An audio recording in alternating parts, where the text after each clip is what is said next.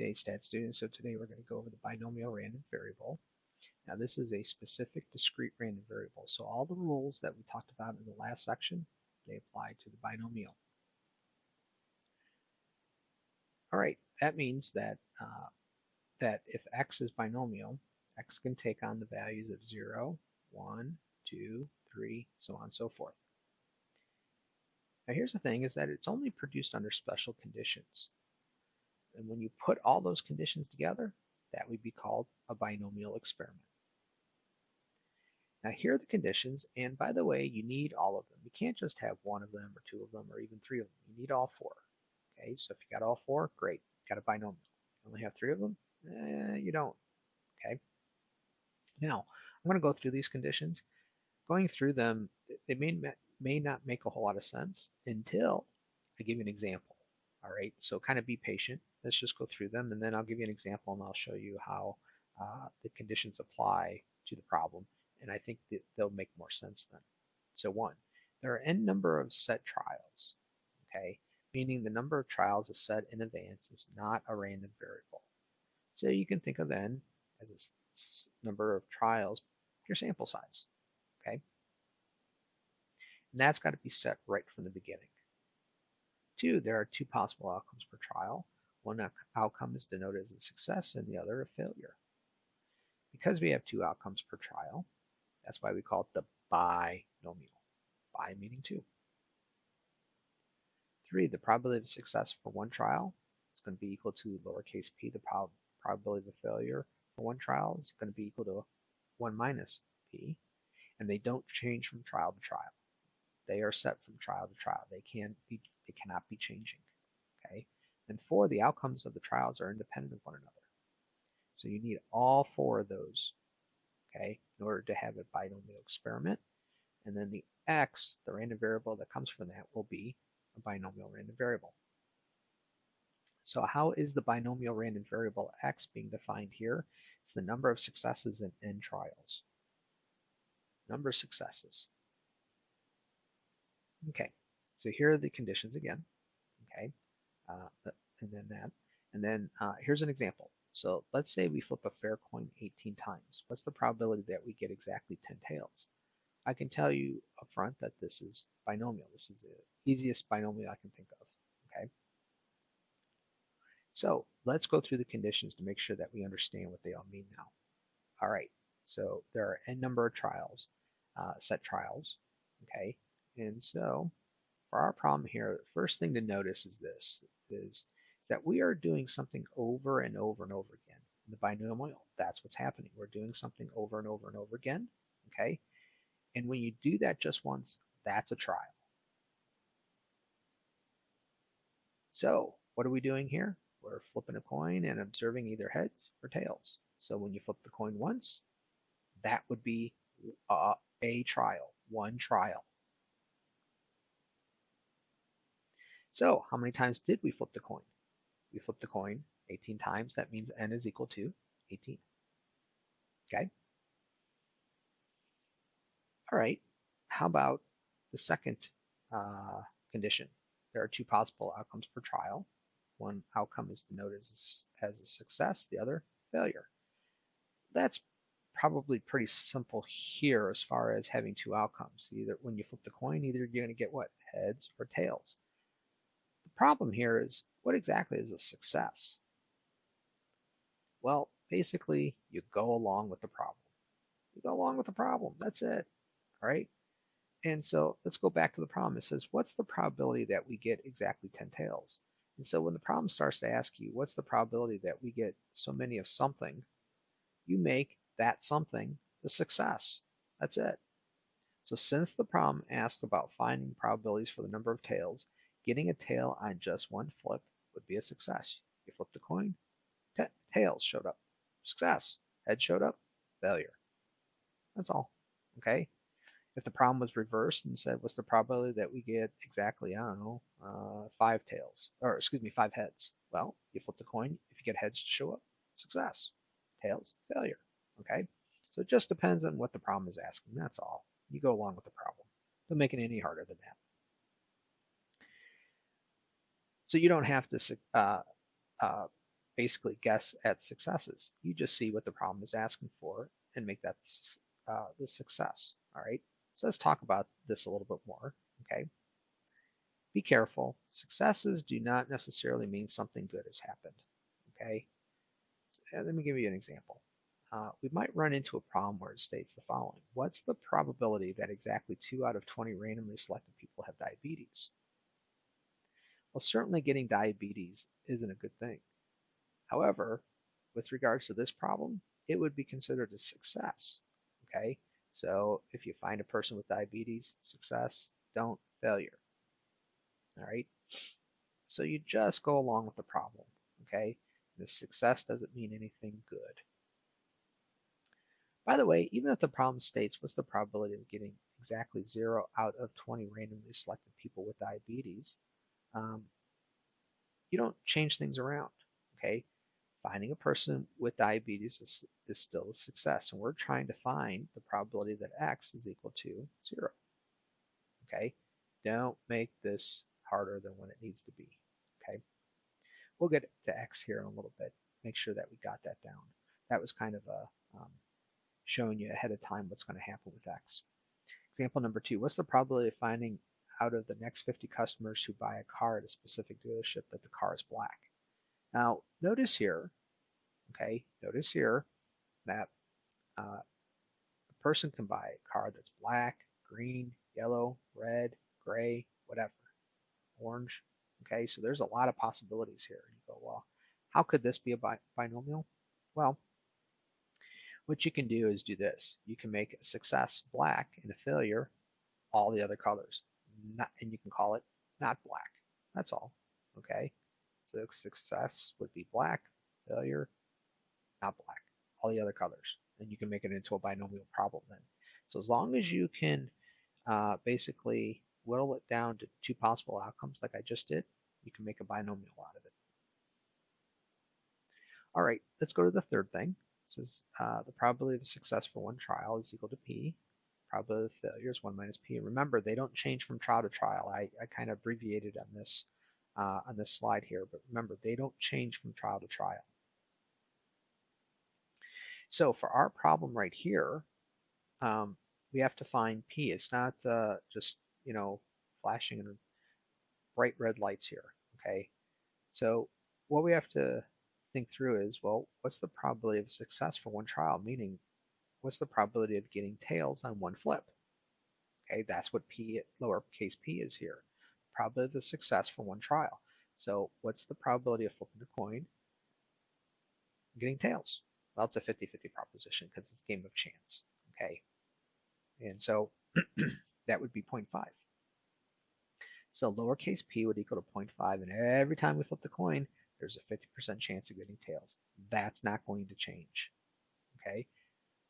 The probability of failure, it's pretty obvious here. 1 minus p would be equal to also 0.5, okay? That would be the probability of failure for one trial. For in this case, that would be the probability of getting heads on any one of the flips. Okay? And finally, the outcomes of the trials are independent of one another. Okay, so I've got a question for you. If we get tails for the first flip, does it influence getting heads or tails on the second? And hopefully you answer, no, doesn't matter. Well, if we get heads or tails for the first flip, does it influence the outcome of the second flip? So does it matter if we got tails or heads? No.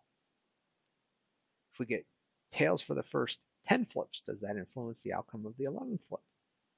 No. Now you might question, do we have a fair coin at that point? Okay, but if it is a fair coin, it's still a 50-50 proposition on the 11th flip. Okay, the 11th flip still isn't influenced. All right, that's what we mean by independent of one another. Is that whatever happened in the past isn't going to affect the future. Okay, doesn't matter that we got 5 flips in a row that were heads. Okay, the 6th one, still a 50-50 proposition. Okay. Then finally, the binomial random variable x is equal to the number of successes in n trials. And so since we have the 4 conditions for our binomial experiment, x will be binomial, okay? And what we're trying to figure out here is that since we are trying to figure out what's the probability that we get exactly 10 tails, we are trying to figure out what is the probability that x is equal to 10, where n, number of trials or your sample size, is 18, okay, and p is equal to 0.5.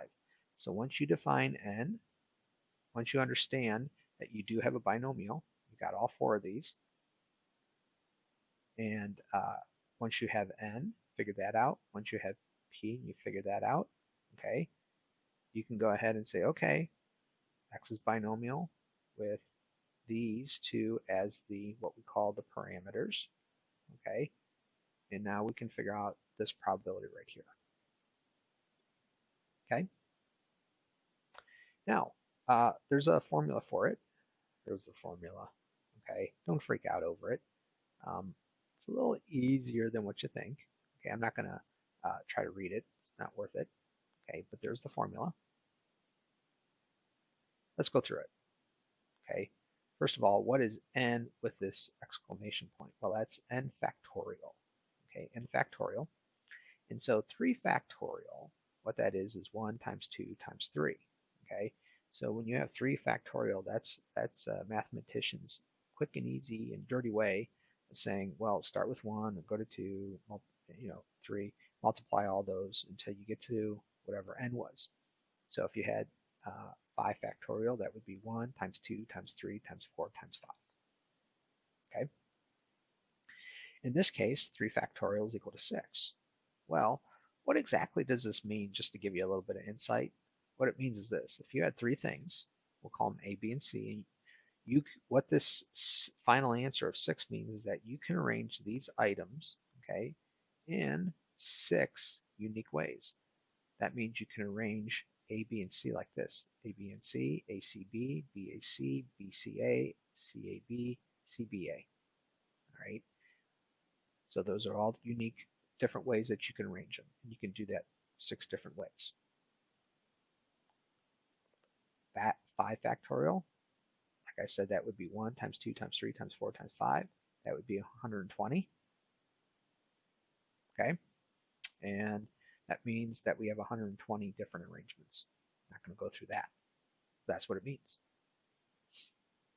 By the way, please note this, is that 0 factorial, and you can run into this in the binomial, is equal to 1. Okay?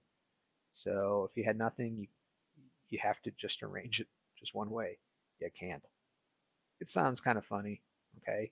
That's about the best explanation with regards to arranging things I can give you, okay? But mathematically, 0 factorial is 1. All right, so let's go back to our problem. We had p is equal to 10 where n is equal to 18. I'm sorry.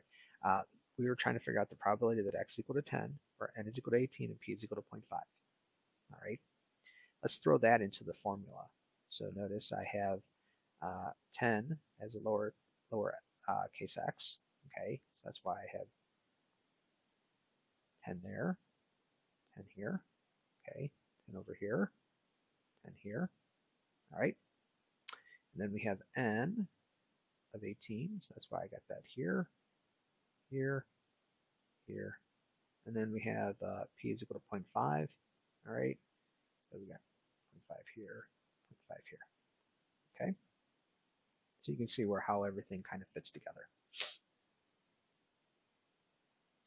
So now I want to show you that this can be a very large number divided by another very large number, but I'm going to show you mathematically how things just kind of reduce down very quickly. Okay, so basically what we have here is 18 factorial divided by, then we got 10 factorial times 8 factorial. Okay, that's basically what that's telling us. And so you can think of the numerator as 1 times 2 times 3 all the way up to 18. The denominator, first you have 1 through 10. That's the 10 factorial. But you also need to multiply that by 8 factorial. Okay, so you got times 1 times through 1 times 2 times 3 all the way up to 8. So that's basically the math there. And notice that a bunch of things start crossing out with one another. Notice that immediately this first factorial will start to cross out with the first part of this factorial. Okay, so, okay. And then this stuff, you can start probably crossing some stuff out. Like with 12, you can cross out the 1, the 2, and the 6. With the 15, you can cross out the 3 and the 5. That was supposed to be here. And then with this other stuff, the 14 and the 16, you can cross out the 4, the 7, the 8. You know, a lot of stuff just starts to cross out. Okay, and basically, what you're left with is 11 times 13 times 17 times 18, and it comes out to 43,758. Okay, it's what we call the combination formula. Combination formula. All right, and so it's the first part of the binomial formula. Now, I'm sure a lot of you have factorials in your calculator. Okay, if you don't like to work with those big numbers, mathematically, that's what's just going to happen. Is that there's a lot of crossing out. Okay. Okay, so we know that that turns out to be that number there. Okay, 0.5 raised to the 10th power, that turns out to be that number. Turns out to be kind of a small number. And then we have this guy right here. That turns into that number. And when you multiply it all out, you get 0.1669. Okay, so basically, what that's telling us is that if we had a sample size of n, number of trials is 18, probability of success is 0.5, the probability of getting 10 successes out of 18 trials, okay, we got a 16.69% chance of that happening. So that's how the binomial formula works. All right, let's see if we can figure this one out. There are 60% females on campus and 40% males.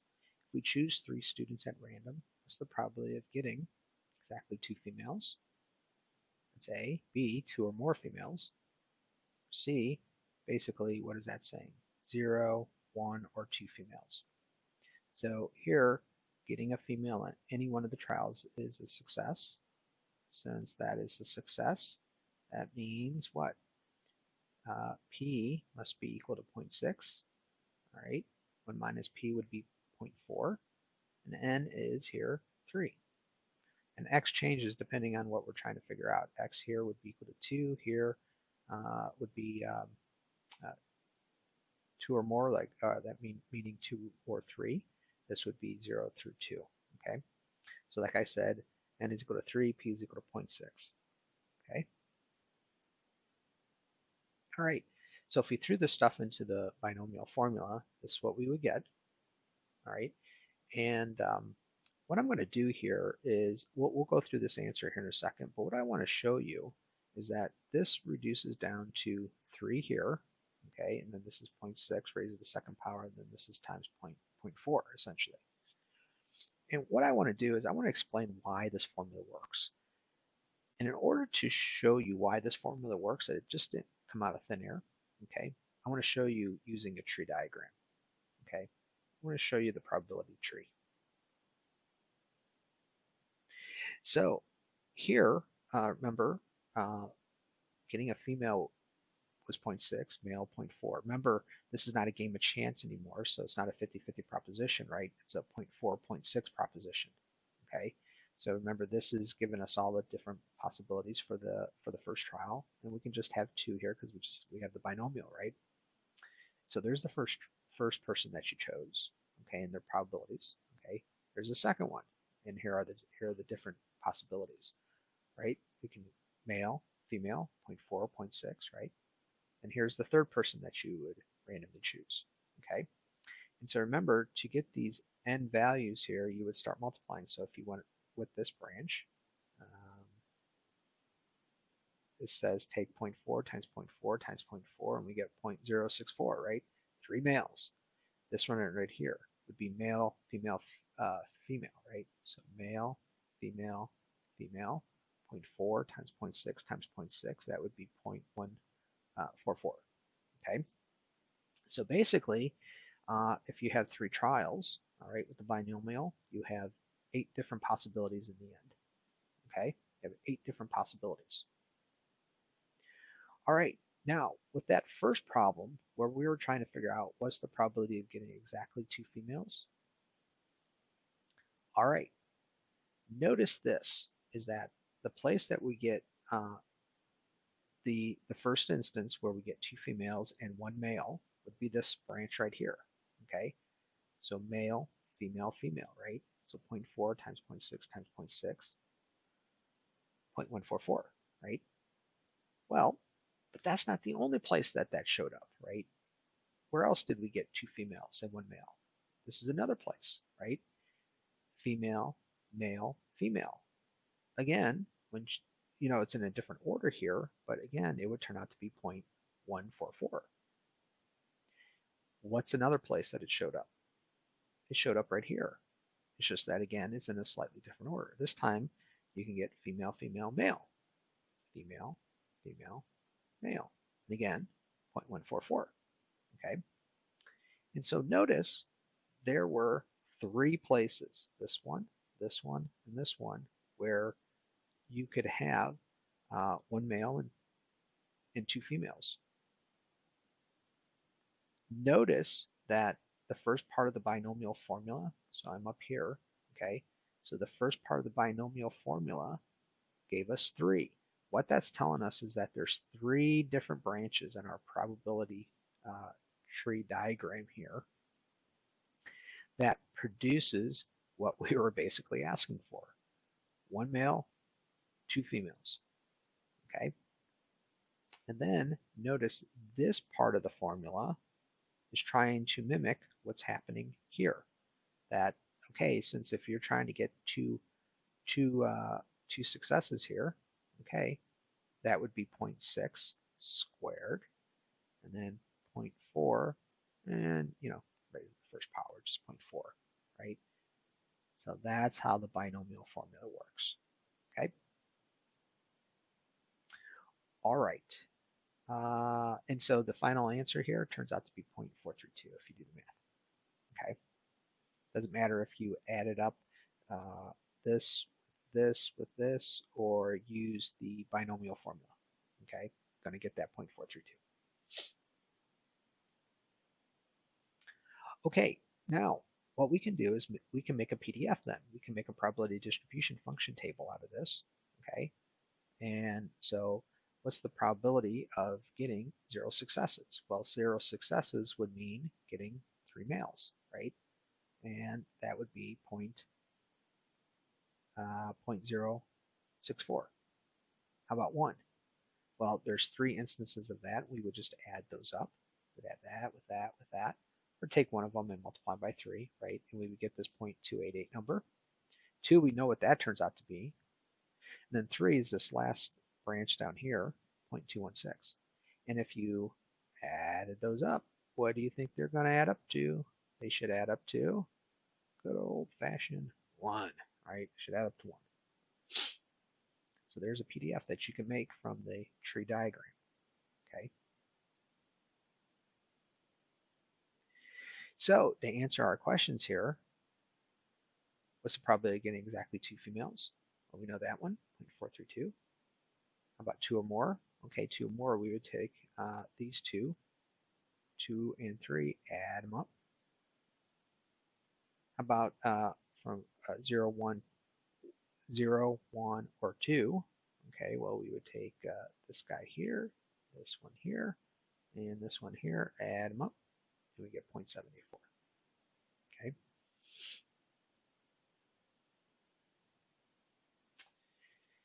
All right, let's do this. Assume we have x is binomial, and n is equal to 40 and p is equal to 0.7. All right.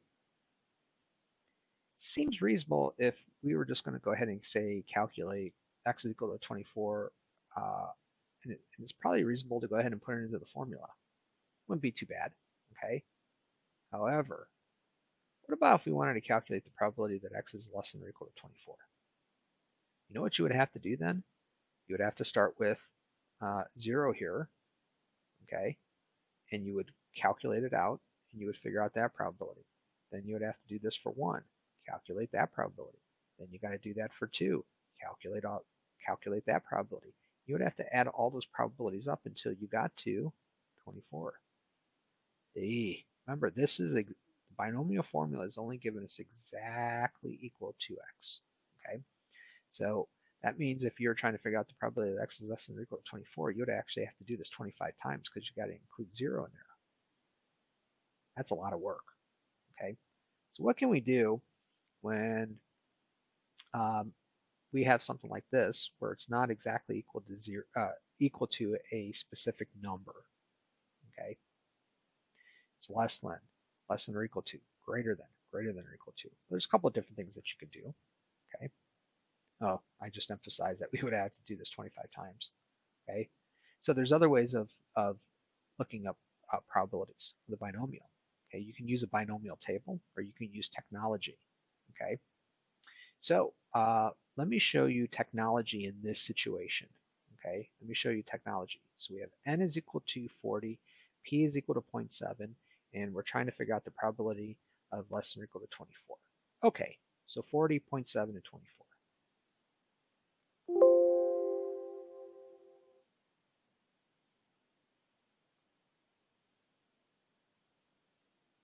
So what we can do is go ahead and go into StackCrunch and go to calculators to the binomial. Okay, now it defaults here to this, so we can change this to 40. Okay, p was equal to what, 0.4, and is that what it was? Let's see here. P was, oh, 0.7, I'm sorry, 0.7. Go back. 40.7, okay? And notice here you can change this to less than or equal to, greater than or equal to, whatever, okay? Here, we got to change this to, what was it, 24? Okay, all right? And so notice it will compute it for us, okay? And look at that. Notice it turns, the binomial turns into this nice bell-shaped looking curve, okay? That's going to play a part later on in the semester, okay?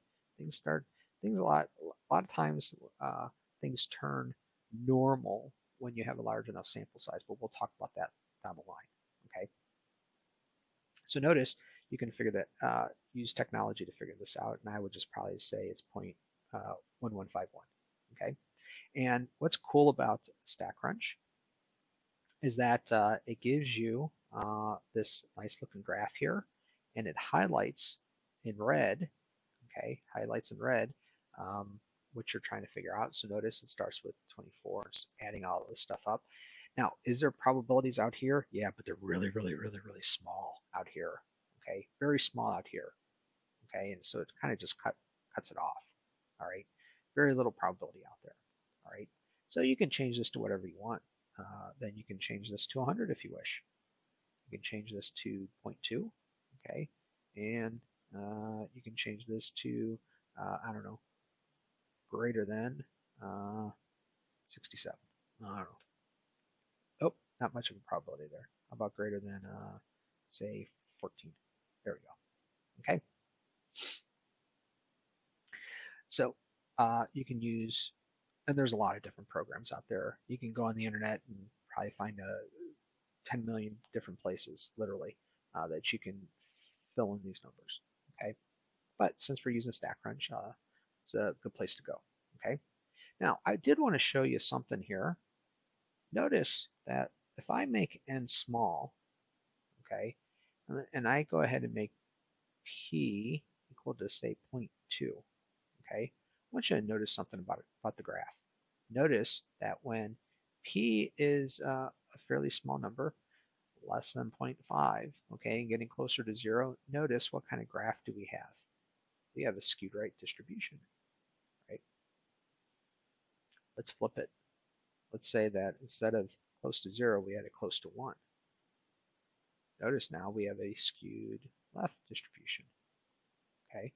Now why did that happen? Why did that happen? Let's go back to the 0.2. Remember that was skewed right?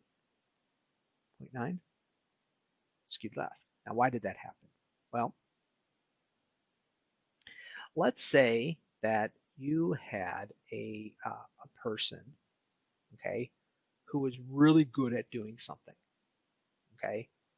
Um, I don't care. Let's say it was really kind of a I don't know, complicated calculus problem, okay.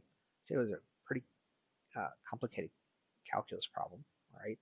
And the probability of success for that person doing that problem, those types of problems, is 0.9. Okay. Well, would you expect then if the rate of success was 90%, that they would um, only get, say, 4 of those questions right? No, that's a person that's pretty smart, knows what they're doing, and they're going to get a lot of them correct. Notice where the most of the probabilities are lying when you had the number of successes kind of high, like 7, 8, 9, and 10. Well, let's go ahead and flip it. If you had a person who wasn't very good at doing something, so the rate of success was only 0.1, well, where are most of the probabilities going to lie here? Well, you would expect then the person to not be very successful in 10 trials. You would expect them to succeed 0 times, or 1 time, or 2 times, or 3 times. You wouldn't expect them to succeed 7, 8, 9, 10 times if the rate of success is only 0.1. All right. So that's why it's either skewed left or skewed right, depending on if P is less than 0.5, closer to 0 or closer to 1, and N is small. Okay. Now, one thing to note is, and I kind of brought this up already, if you make N fairly large, it doesn't matter that P is really small, it's going to turn into this nice, beautiful looking bell-shaped curve. Okay. We'll have to figure out why that is. All right. It's the same reason why in the previous section where we were rolling dice, that probability combinations with the dice turn into a nice bell-shaped looking curve. It's exactly the same reason, but we'll have to figure that down the line somewhere. Okay. All right. So you can use technology to figure this stuff out. All right. So again, you would go to stat, calculator, binomial. These are a lot of the, I would say, very common probability distributions in statistics. Okay. All right. What else could you use? Well, let me go over to Excel. Okay. Go over to Excel and you can use a binomial table. Okay. So I've provided you this in this section, okay, of the course, right? So you can check out the binomial table. It's really easy to use. Okay. Um, so let's say you don't have technology in front of you. You got this table. You could go ahead and figure pretty much. Let's make this a little bit bigger. You can figure out a lot of this stuff using this table. So notice here, the binomial table, it's grouped by n's. So you have this here. Notice here n is equal to 2. So that means this block, everything is n is equal to 2, n is equal to 3, 4, okay? And then it goes down to 9, and then comes up to here to 10, 11, then it goes to 14, and then on this other sheet, it goes from 15 to 20, and I kind of just stopped there, okay? So at the top here, you have the probability of success, P. And so if your probability of success was, say, 0.7, okay, and n was equal to 5, you would say, all right, I'm working with this column right here, okay? Well, how about if we looked up those values that we did with where P was equal to 0.6. Remember the male-female thing on the campus? And we had probability of success is 0.6, and we looked up 3 people. Okay, here's N is equal to 3, P is equal to 0.6. Notice those numbers there. Do they look familiar to you? They should, because that was the table that we created before. Okay, so each one of these columns, each one of these separate columns here is its own probability distribution function. Okay, it's its own little probability distribution. Okay, and it just so happens that, say for this one right here, that would be where n is equal to 3 and p is equal to 0.6. Notice right here you have an x. And so what this is telling us is that the probability that x is equal to 0 is 0.064. Probability that x is equal to 1, 0.288. Probability of 2, probability of 3, okay? And that's how you would read the table, all right? And so, like I said, each one of these is its own probability distribution function, okay? It's just providing it in a table instead of a formula, like this one right here, okay? This would be n is equal to 10, p is equal to 0.3, okay? Probability of getting 0 success is 0.028, so on and so forth. Notice when I highlighted all that, Excel adds all this stuff up. All these columns are always going to add up. If you come down here, it's always going to add up to 1. Okay, it's always going to add up to 1. All right, so those are your two different ways of figuring this out. You can use a binomial table, you can use the binomial formula, you can use technology. Okay. All right, let's get back into the slide here. Let this thing warm up. There we go. We'll move on. Okay, so let's try this one, and we'll kind of quickly go through this. The University of Akron calculated for the years 2011 through 2015 that 80% of students that started at the university graduated. Assume a student does an experiment and starts by randomly selecting 20 students that went to UA sometime between 11 and 15. Okay, what's the probability that the student selected more than 15 students that graduated? Okay, well, let's see if we can figure this out. Let me get my pen back out. So either they graduated or not, right? Success, failure, all right? Doesn't look like the probabilities are changing around at all, okay? Probability of a success, since we're trying to figure out about students that graduated, we know that 80% of them graduated during this time, all right? So we know what that is. Doesn't seem to be changing. As long as the student decided to do this without being influenced what they've already chosen, okay, things are independent. Kind of have to assume that sometimes, the independent thing. What's left? Oh, and then n here is equal to 20, right? There's a set number for n, okay? So we know n is equal to 20, okay? Bear with me because I'm doing this with my pad here on my laptop. P is equal to what? 0.8, okay? And we're trying to figure out what's the probability that x is what? More than 15. Greater than 15.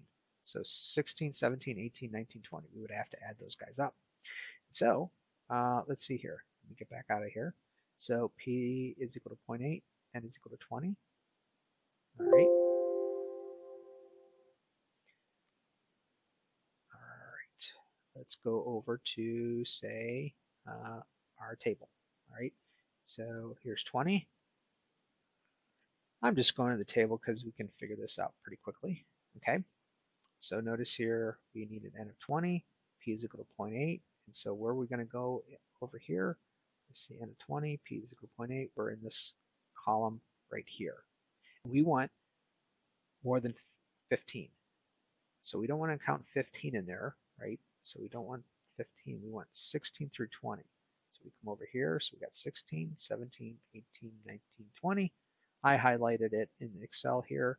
You may would have had, maybe you had to put it in your calculator, but Excel will add it up for me, and it turned out to be 0.630. 0.630. There we go. Okay. Could have done exactly the same thing in StatCrunch if you wish. Okay. 20.8.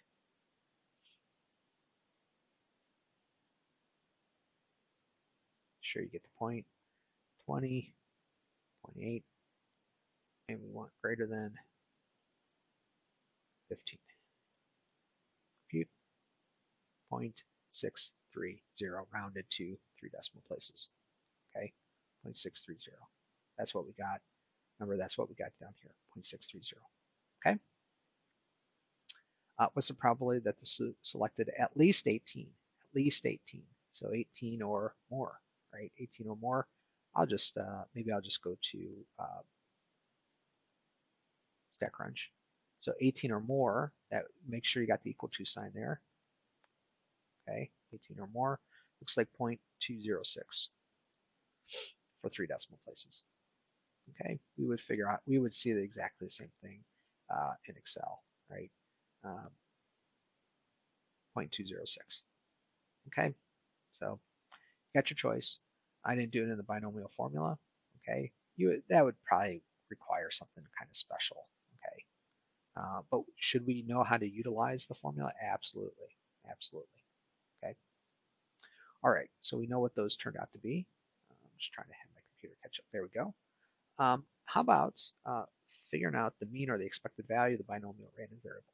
Well, here's the thing, is that we could use that formula right there because the binomial is discrete. Okay, the binomial is discrete.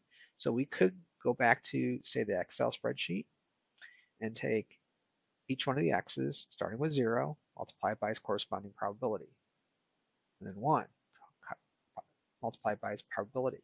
2, multiply it by its probability. Okay, but we have to do that for large values of n. Now that's easy in Excel, but if you had to do that by hand, that'd be terrible. Okay, there's an easier way of doing this. Remember I told you there's different ways of calculating means. Okay, it just depends on your situation. Well, what we find out is that there's a shortcut formula for the binomial. Okay, and actually you could probably figure this out on your own. Okay, let's say that I gave you a 20 question quiz that was true and false. True and false, 20 questions. Okay. Let's say that you had to guess at every one of the answers. So that means you got a 50-50 chance of getting the answer correct. So my question to you is this. Out of 20 questions, how many would you expect to get right if you were guessing at everything? How many would you expect to get? Number that you would expect to get right out of 20 if you had a 50-50 chance? I bet you a lot of you said 10, and you're absolutely correct. What'd you do? You took n, which is 20, and multiplied it by the rate of success of 0.5. In other words, the expected value, the shortcut formula for the binomial is just simply n times p. That's it. It's just simply n times p. So let's go back to our problem here. Remember, n was equal to 20, p is equal to 0.8.